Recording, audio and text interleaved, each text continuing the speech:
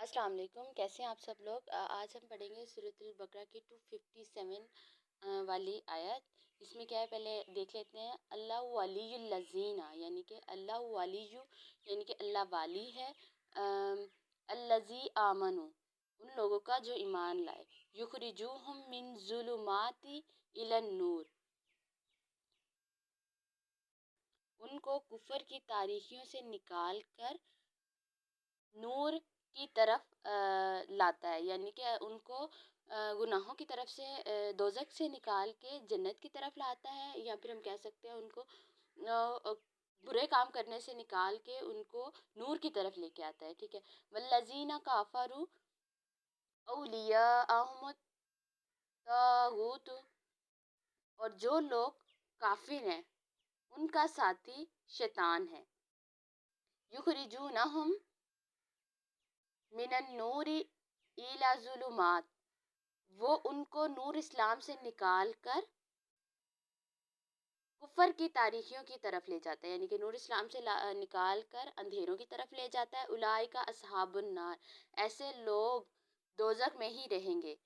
हम फीहा खालिदून ये लोग हमेशा हमेशा वहीं रहेंगे। यानी कि इस आयत में क्या बताया जा रहा है कि अल्लाह ताला दोस्त है उन लोगों का जो ईमान लाए।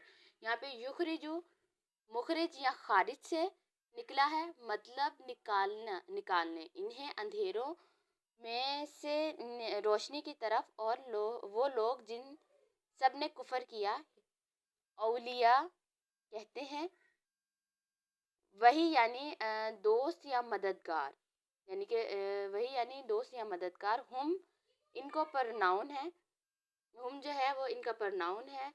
तागूतु कहते हैं शैतान को, यानी इन इनके दोस्त जिनका दोस्त अल्लाह है वो इन्हें अंधेरों से निकाल कर रोशनी की तरफ ले आते हैं, और जो कुफर करते हैं उनके दोस्त शैतान है वो इन्हें अंधेरों की तरफ ले जाते हैं। और यही लोग यानी कि अस्हाबुन नार यानी कि आग वाले हैं।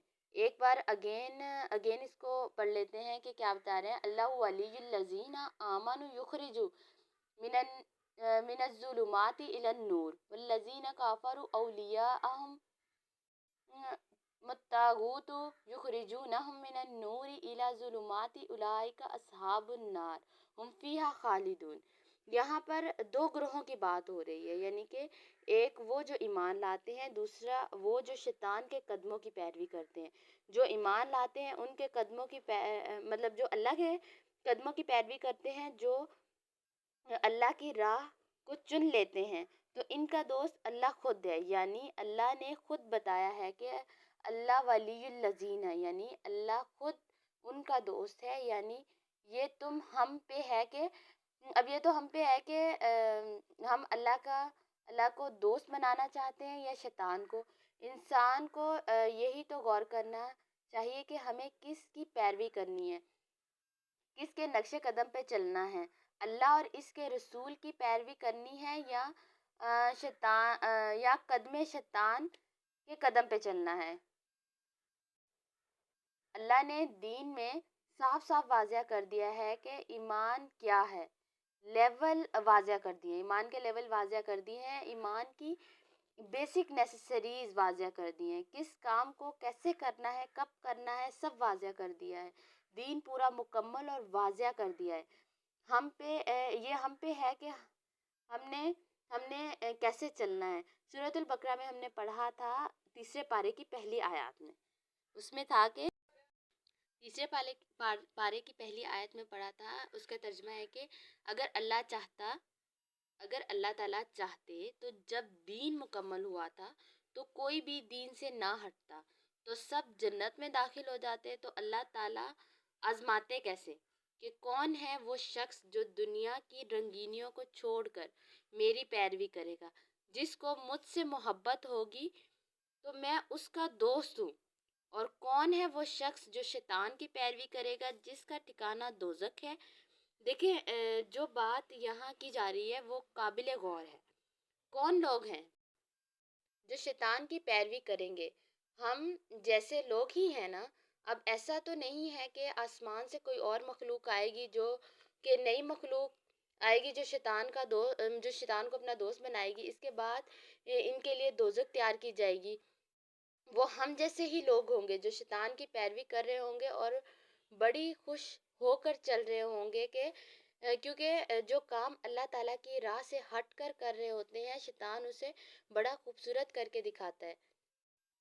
اس پہ بڑی مصلحتیں ملتی ہیں، راحتیں ملتی ہیں، خوشی ملتی ہے. لیکن اگر آپ کے دل اور روح کی بات کریں تو وہ کہیں نہ کہیں بے چین ہوتی ہے.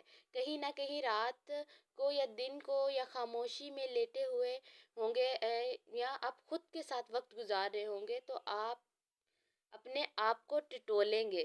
تو پھر آپ کو ایک بے چینی سی ملے گی کہ آپ کو لگے گا کہ سم تھنگ از رانگ، کہ کچھ غلط ہے جو کہ میں کر رہی ہوں. اور وہ غلط ہے آپ کا ضمیر آپ کو جھنجھوڑتا ہے. وہ ایک الگ بات ہے کہ آنکھوں پہ کانوں پہ پردے ڈل جاتے ہیں.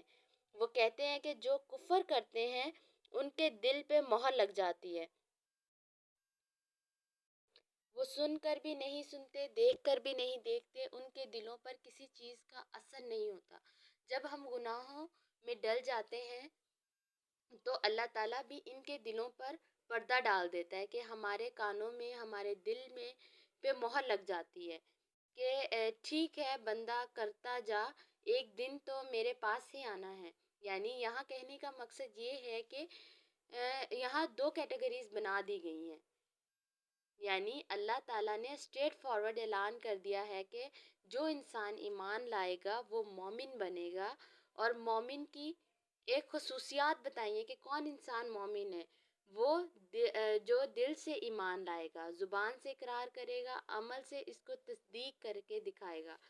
اور مومن کی بیسک نیسیسریز کیا ہے کہ وہ اللہ پہ ایمان لائے گا، آسمانی کتابوں پہ ایمان لائے گا، فرشتوں پہ ایمان لائے گا، موت کے بعد دوبارہ زندہ ہونے پہ ایمان لائے گا، روز قیامت پہ ایمان لائے گا اور غیب پہ ایمان لائے گا. مطلب کہ یہ ساری بیسک نیسیسریز ہیں.